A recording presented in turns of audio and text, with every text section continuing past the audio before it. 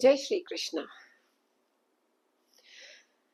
आज मैं आपको गांधारी की कहानी सुनाती हूँ। कुंती की कहानी तो मैं आपको बहुत सुना चुकी। आज शुरुआत करते हैं गांधारी से। तो 28वें द्वापर की बात है। उस समय जो गांधार देश था उसके राजा थे राजा सुबल। गांधार की जो जियोग्राफिकल लोकेशन है वो आज के थोड़ा पार्ट पाकिस्तान और थोड़ा अफगानिस्तान का, उसको मिला करके गांधार जो है वो राज्य बनता था। तो जो पेशावर है पाकिस्तान में वो उस समय पुरुषपुर नाम से था मशहूर। तो ये जो था पुरुषपुर, ये गांधार राज्य का एक शहर था। तो अफगानिस्तान और पाकिस्तान का जो एरिया है वहां पे जो गांधार शहर था, राज्य था, उसके राजा थे राजा सुबल। उनके थे दो बच्चे, एक बेटा और एक बेटी। बेटा था शकुनी और बेटी का नाम था गांधारी। अब जो गांधार है उसका मतलब होता है द लैंड ऑफ फ्रेग्रेंस, क्योंकि गंध शब्द का मतलब है स्मेल, खुशबू।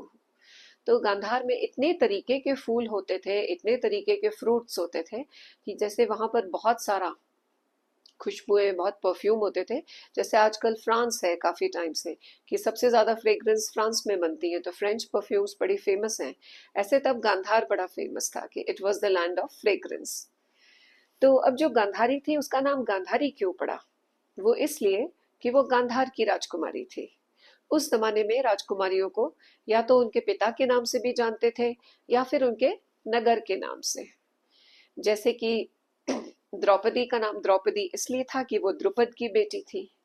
साथ ही द्रौपदी का एक नाम पांचाली भी था क्योंकि वो पांचाल की राजकुमारी थी। ऐसे ही सीता जी, सीता जी का एक नाम था जानकी। जानकी नाम इसलिए था क्योंकि वो राजा जनक की बेटी थी। और उनका एक नाम था मैथिली क्योंकि वो मिथिला की राजकुमारी थी।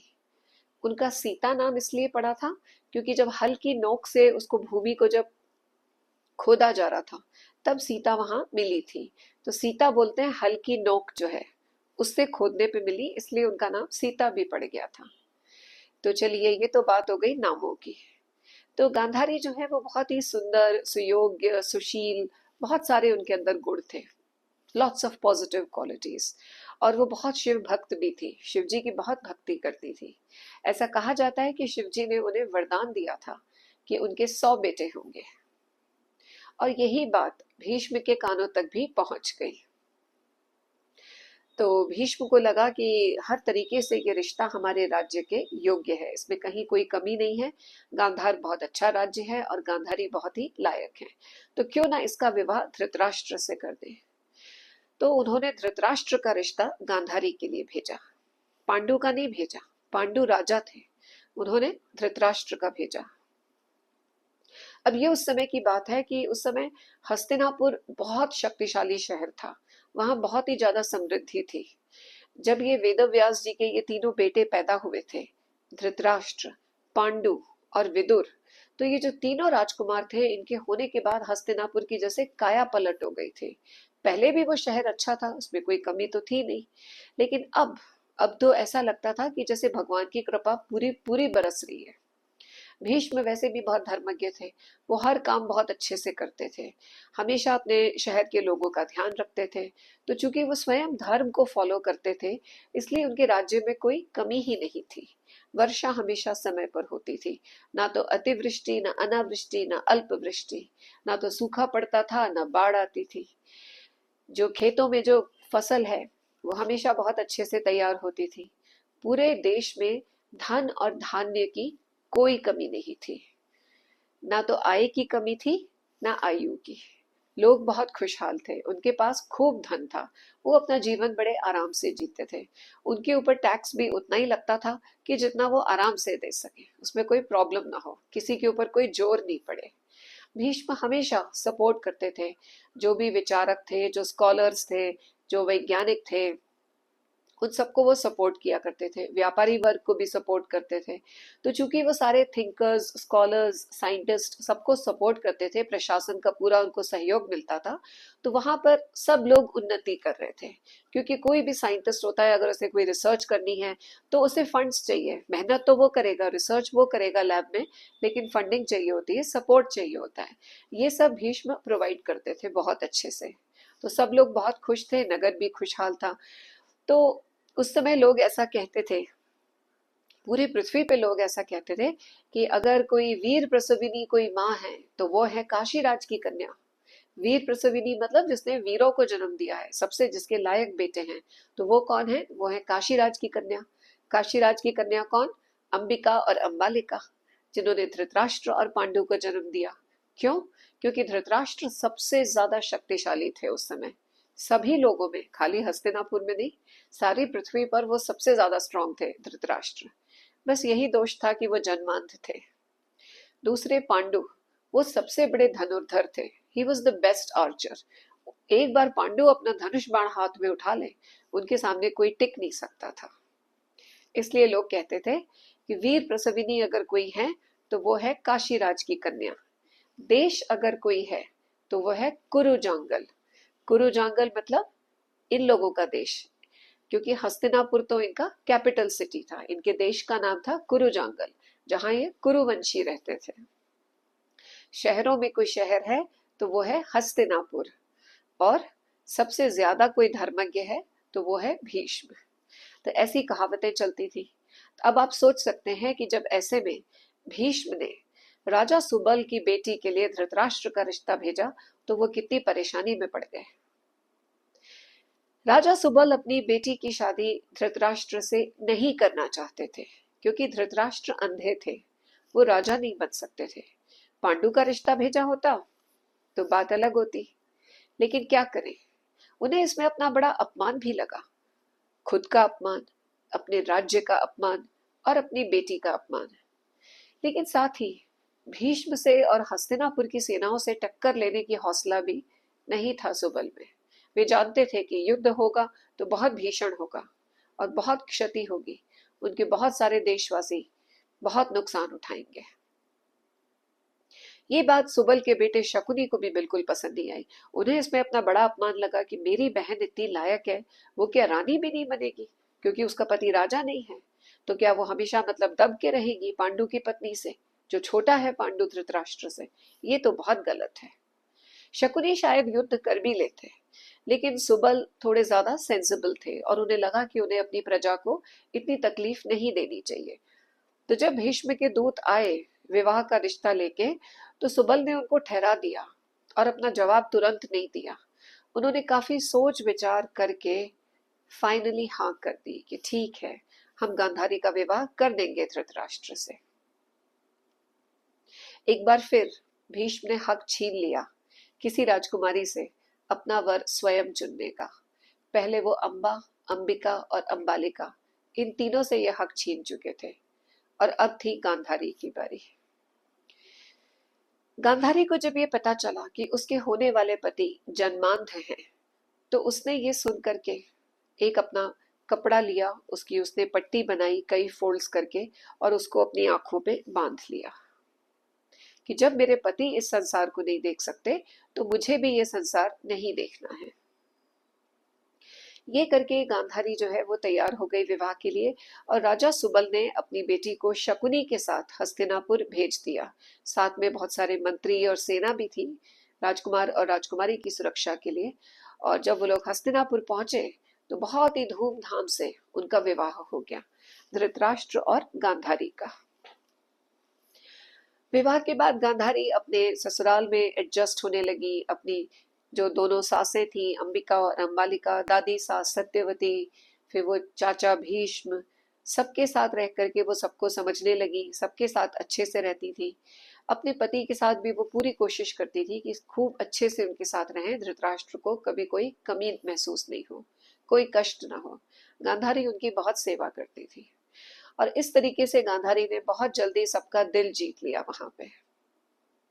उसी समय भीष्म ने पांडु को भेजा था कुंती के स्वयंवर में, इनविटेशन आया था। कुंती के जो पिता थे कुंती भोज, उन्होंने इनवाइट भेजा था हस्तिनापुर अपनी बेटी के स्वयंवर के लिए। तो पांडु वहां गए और उनका विवाह फिर कुंती से हो गया। कुंती ने पांडु को चुन लिया। उसके बाद भीष्म ने पांडु का एक विवाह और कर दिया मद्र राज की बहन से, जिसका नाम था माद्री। ये उन्होंने इसलिए किया, एक तो अपने हस्तिनापुर की शक्ति को बढ़ाने के लिए कि जितने बड़े बड़े राजा जब आपस में अलायंस करते हैं, उनमें दोस्ती होती है, रिश्तेदारी होती है, तो सब एक साथ होते हैं, सबकी शक्ति बढ़ जाती है। और दूसरा ये कि गांधारी और कुंती के कोई संतान नहीं हो रही थी, उन दोनों के कोई बच्चे नहीं थे, तो उन्होंने पांडु का एक विवाह और कर दिया। इसके बाद भीष्म ने विदुर का भी विवाह किया। विदुर भी वेदव्यास जी के ही बेटे थे, धृतराष्ट्र और पांडु के भाई थे, पर उनकी माँ दासी थी, इसलिए वे हमेशा दासी पुत्र कहलाते थे। और हस्तिनापुर में उनका जो पोजीशन थी वो थी प्राइम मिनिस्टर की। पांडु राजा थे, विदुर प्राइम मिनिस्टर थे। तो भीष्म ने देखा कि उनके पड़ोस में एक राज्य था हस्तिनापुर के पास में, जिसके राजा का नाम था राजा देवक।